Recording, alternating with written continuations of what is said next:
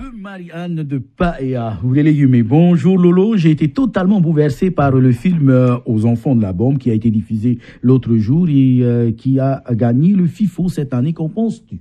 Bonjour Marianne, bonjour à la CIA et bonjour à tous.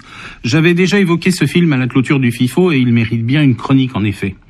Dès le début du film, on rappelle que les images qui nous sont proposées étaient clandestines. On voit les panneaux, photos et prises de vue interdites. Tout ce qui se passait sur ces atolls où se déroulèrent les essais nucléaires était couvert par le secret défense. C'est donc presque un miracle que l'on puisse voir ces images et il faut garder ça à l'esprit à chaque plan. Bernard Ista, l'ingénieur qui a filmé tout ça de l'intérieur, a filmé l'histoire avec un grand H sans mesurer à l'époque l'importance que prendrait plus tard son témoignage. Maintenant que l'on assiste à une hécatombe de travailleurs de ce site. Parce qu'il y a évidemment la dimension politique et polémique que l'on peut comprendre, comme lorsqu'on entend Oscar Temaru qualifier De Gaulle de criminel, mais au-delà de la provocation dictée par la colère et la récupération pour jouer dans la surenchère permanente et obtenir toujours plus d'indemnisation au niveau du pays, ce qui est un sujet réel mais avant tout politico-financier, il y a surtout les témoignages de ces femmes et de ces hommes qui parlent de cette époque avec des mots simples, terribles et bouleversants. Il ne faut pas minimiser le débat sur la dette nucléaire, qui est un vrai sujet, mais ce film complète d'une manière incroyablement émouvante l'histoire et se place en marge des aspects politiques pour s'attacher au côté humain. On entend les témoins dire que finalement ils ont servi de cobayes, ce qui ne pouvait pas être ressenti au moment des faits, que les travailleurs ont été piégés par l'ignorance.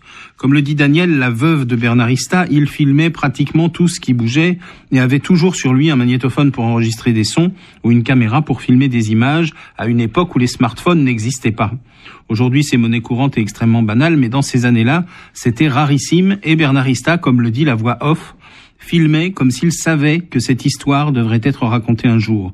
Autant le terme de colonisation peut prêter à discussion aujourd'hui, autant comme pour les missionnaires du XVIIIe siècle, la période nucléaire dans les années 60 est une illustration flagrante et incontestable de ce que fut la colonisation et le colonialisme nucléaire.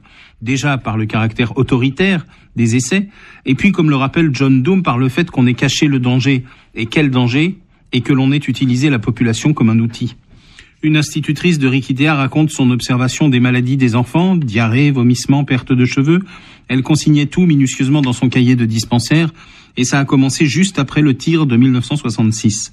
Mais comme on l'entend dans le film de la bouche d'un fils handicapé de travailleur de Muru, les secrets tombent avec le temps, tôt ou tard.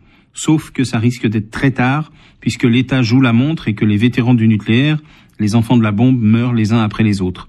Ce film essentiel, énorme, est un document majeur qui devrait être estampillé d'intérêt public. Il se termine par une pensée pour les travailleurs du nucléaire qui ont été recensés par l'association des vétérans et aussi pour les civils, les victimes polynésiennes collatérales dont on ne connaîtra jamais le nombre.